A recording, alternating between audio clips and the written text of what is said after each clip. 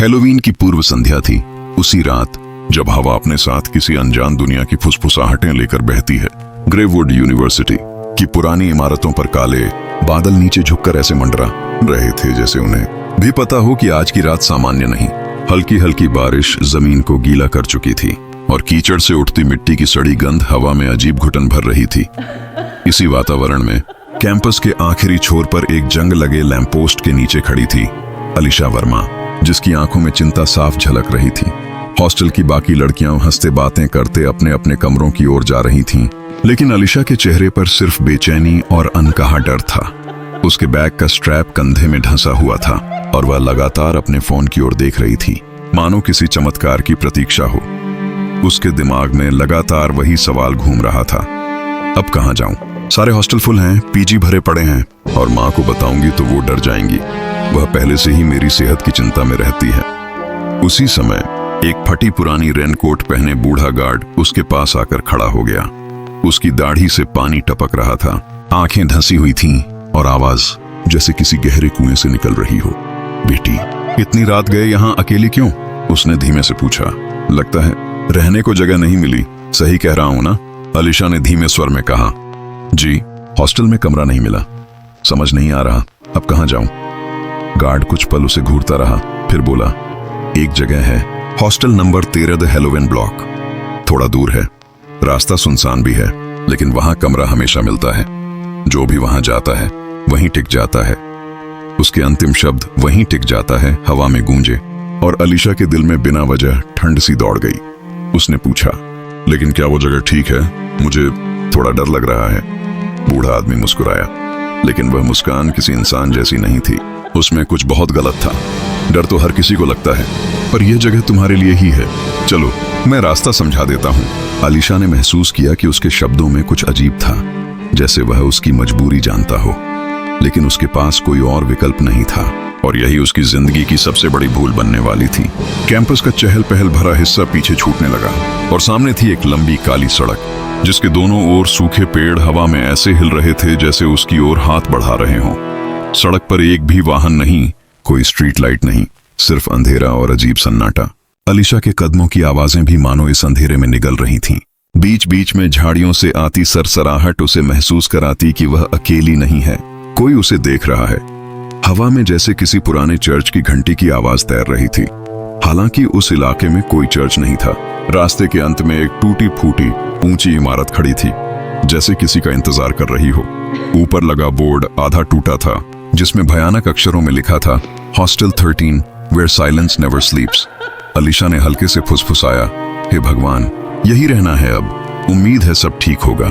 लेकिन उसे पता नहीं था, इस हॉस्टल के दरवाजे सिर्फ अंदर की ओर खुलते हैं, बाहर निकलने का कोई रास्ता नहीं। जैसे ही वह गेट के करीब पहुंची, वह अपने आप धीमे से चरमराता हुआ खुल गया, बिना किसी के छुए। अंदर घुसते ही अलीशा को लगा मानो वह किसी हॉस्टल में नहीं, बल्कि किसी छोड़े हुए चर्च या कब्रगाह के भवन में कदम रख चुकी हो। दीवारों पर पुराने फटे हुए धार्मिक चित्र लटक रहे थे। कुछ पर गहरी खरोंचें थीं, जैसे किसी ने जानबूझकर उन्हें बिगाड़ा हो। छत इतनी ऊंची थी कि उसका ऊपर का हिस्सा अंधेरे में गायब होता चला गया। हवा में गीले लकड़ी की सड़ांत और किसी जली हुई चीज की गंध फैली हुई थी। अचानक एक लंबी सूखी आवाज आई, जैसे लकड़ी खुद अपना दर्द बयान कर रही हो। तो तुम आ ही गई, एक कर्कश आवाज गूंजी। अलीशा मुड़ी तो सामने एक लंबी, पतली और बेहद फटी पुरानी साड़ी पहने वार्डन एलेरा मॉस खड़ी थी। उसकी आंखें पीली पड़ चुकी थीं और वह बिना पलक झपकाए अजीब तरीके से अलीशा को देख रही थी। एलेरा बोली, यहाँ सबका इंतजार रहता है, कागज पूरे करो, कमरा मिल जाएगा। अलीशा कांपते हाथों से फॉर्म भरने लगी। वह जितना लिखती, एलेरा के शब्द उतने ही उसके कानों में गूंजते, जैसे कोई मंत्र फंस गया हो। पास खड़ा मेस इंचार्ज ब्रैम बिना पलक झपकाए उसे घूर रहा था। उसके चेहरे पर कोई भाव नहीं था, बस खालीपन। जब अलीशा अपने कमरे में पहुंची तो दो लड़कियां उसका स्वागत करने आईं, सैना और लिलित। दोनों मुस्कुरा रही थीं, लेकिन उनकी मुस्कान में गर्मजोशी नहीं थी, बस खालीपन। पहले दिन सबको डर लगता है, लिलित बोली। कल तक यह जगह तुम्हें अच्छी लगने लगेगी, लेकिन रात होते ही सब बदल गया। कॉरिडोर की लाइटें बिना वजह टिमटिमाने लगीं। कहीं दूर से किसी के रोने की आवाज आती, फिर अचानक हंसी। अपने कमरे में बैठी अलीशा पढ़ने की कोशिश कर रही थी, तभी थक थक थक। दरवाजे पर किसी ने 3 बार दस्तक दी। कौन है? उसने पूछा। कोई जवाब नहीं। दस्तक फिर हुई, इस बार धीरे। अलीशा ने डरते हुए दरवाजा थोड़ा सा खोला। सामने कोई नहीं था। उसने दरवाजा बंद करना चाहा कि तभी दरवाजे को किसी ने जोर से धकेला, लेकिन बाहर कोई नहीं था। और तभी उसके कान के बिल्कुल पास एक आवाज फुसफुसाई, भाग जा। अलीशा चीखते हुए पीछे हट गई। उसकी सांसें तेज हो गईं। कमरे की खिड़की अपने आप खुलने लगी, पर्दे उड़ने लगे और ठंडी हवा के साथ एक अजीब सड़ी गंध उसके कमरे में भरने लगी। सुबह हुई तो कमरा तहस नहस था। किताबें फटी, कपड़े बिखरे, दर्पण पर लंबी खरोंचें। लेकिन जब वह सैना और लिलित को बुलाकर लाई, कमरा बिल्कुल साफ सुथरा था। तुमने सपना देखा होगा, लिलित ने कहा। अलीशा की आंखों में डर फैल चुका था। वह समझ नहीं पा रही थी कि क्या वास्तविक था और क्या नहीं। उसका डर तब और बढ़ गया जब मेज में खाने की प्लेट में उसे कुछ अजीब सा दिखाई दिया, एक मरी हुई छिपकली। लेकिन जब उसने एलेरा को दिखाया, प्लेट खाली थी और ब्रैम उसी सब्जी को खुशी खुशी खाने लगा, जिसे देखकर अलीशा डर गई थी। अब अलीशा को साफ लग रहा था, यह हॉस्टल सिर्फ भूतहा नहीं, कुछ बड़ी साजिश है। रात रात भर उसे फुसफुसाहटें सुनाई देती, जैसे दीवारें खुद उससे बात करने की कोशिश कर रही हों।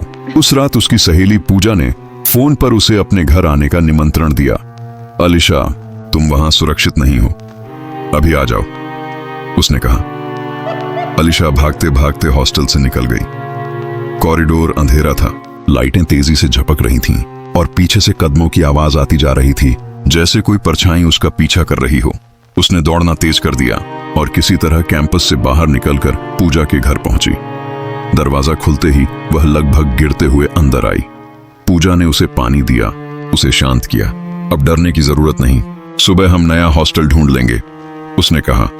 थकी हुई अलीशा गहरी नींद में चली गई, लेकिन आधी रात को उसका गला घुटने लगा। उसे लगा जैसे किसी ने उसके ऊपर पैर रखा हो। वह झटके से उठी और यह देखकर उसकी आत्मा कांप उठी। वह फिर से हॉस्टल थेरीन के अपने कमरे में थी। उसकी चीख कमरे में गूंज गई, नहीं, मैं तो पूजा के घर थी, मैं यहाँ कैसे? दरवाजा खुद ब खुद खुला। बाहर सैना और लिलित खड़ी थीं, लेकिन उनके चेहरे इंसानों जैसे नहीं थे। उनकी आंखें पूरी तरह काली हो चुकी थीं और मुस्कान कानों तक फटी हुई थी। उनके पीछे दीवार पर किसी लड़की की मूर्ति लगी थी, फटी आंखों और खुले मुंह वाली। अलीशा कांपते हुए बोली, ये कौन है? लिलित ने जवाब दिया, हमारी बहन, वह भी तुम्हारी तरह आई थी और अब तुम भी हमेशा के लिए हमारे साथ रहोगी। उसी समय एलेरा अंदर आई, उसके साथ ब्रैम और बूढ़ा गार्ड भी था। तीनों की हड्डियों जैसी पतली उंगलियां एक साथ उसकी ओर बढ़ रही थीं। भागकर कहां जाओगी? एलेरा ने फुसफुसाया। यह हॉस्टल आत्माओं का घर है, ब्रैम बोला। हम सब ऐसे ही भागे थे, मुक्ति सिर्फ मृत्यु से मिलती है। लिलिथ ने कदम बढ़ाए। थोड़ा दर्द होगा, फिर तुम हमेशा के लिए हमारे परिवार का हिस्सा बन जाओगी। अलीशा चिल्लाई, नहीं, मुझे छोड़ दो। मैं मरना नहीं चाहती। लेकिन उस रात हॉस्टल तेरन में किसी ने उसकी चीखें नहीं सुनी और अगली सुबह हॉस्टल के प्रवेश द्वार पर एक नई मूर्ति लगी थी, एक लड़की की जो बिल्कुल अलीशा जैसी दिखती थी, और बोर्ड पर नया वाक्य लिखा था, 1 more soul checked in, no one checks out।